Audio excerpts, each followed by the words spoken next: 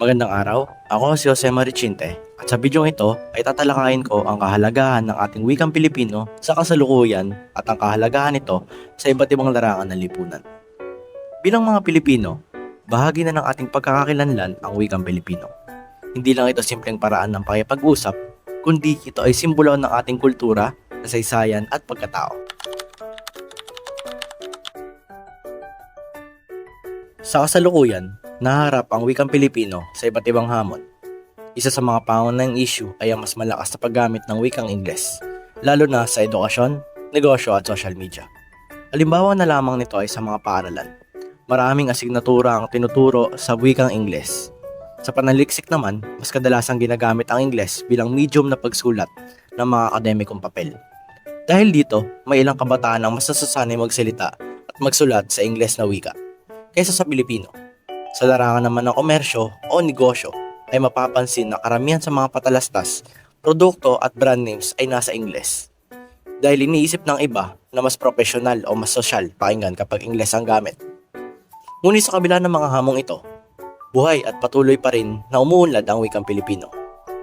Tulad na lamang sa social media, makikita natin na ang malikhain at makabagong paggamit ng Pilipino. Gumagamit tayo ng mga makabagong salita, ekspresyon at kombinasyon ng Pilipino at Ingles o tinatawag ng karamihan na Taglish.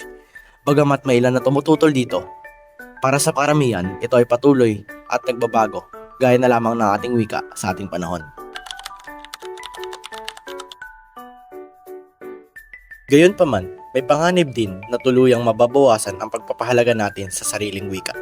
Kapag mas pinili natin gamitin ang banyagang wika sa lahat ng aspeto ng ating buhay, maaaring unti-unting mawala ang lalim ng ating kaalaman at pagmamalaki sa Pilipino. Hindi natin sinasabing mali ang paggamit ng Ingles. Mahalaga rin ito, lalo sa pandaigdigang komunikasyon. Ngunit hindi dapat nito palitan o pahinain ang ating pambansang wika.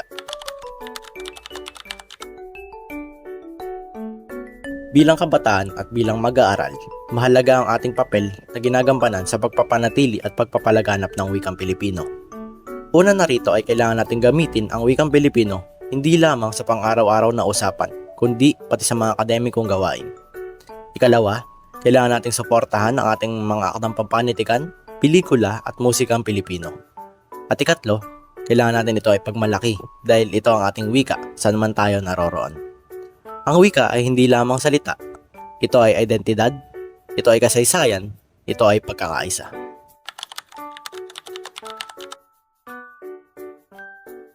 Dagdag pa rito, mahalagang tignan ang aktual na sitwasyon ng wikang Pilipino sa ating paligid.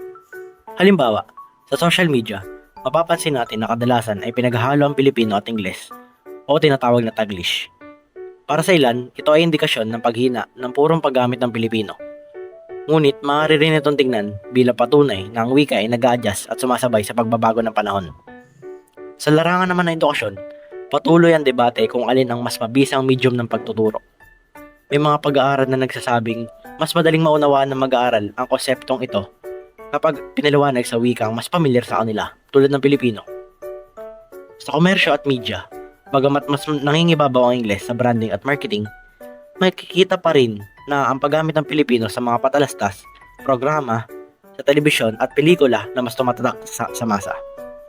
Ipinapakita lamang nito na ang wikang Pilipino ay patuloy na ginagamit at may mahalagang papel sa iba't ibang larangan ng lipunan.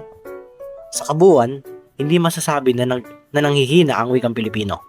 Sa halip, ito ay nagbabago, umaangkop at patuloy na nabubuhay kasabay ang pag-unlad ng ating bansa. Sa huli, ang kalagayan ng wikang Pilipino ay nakasalalay sa ating mga kamay.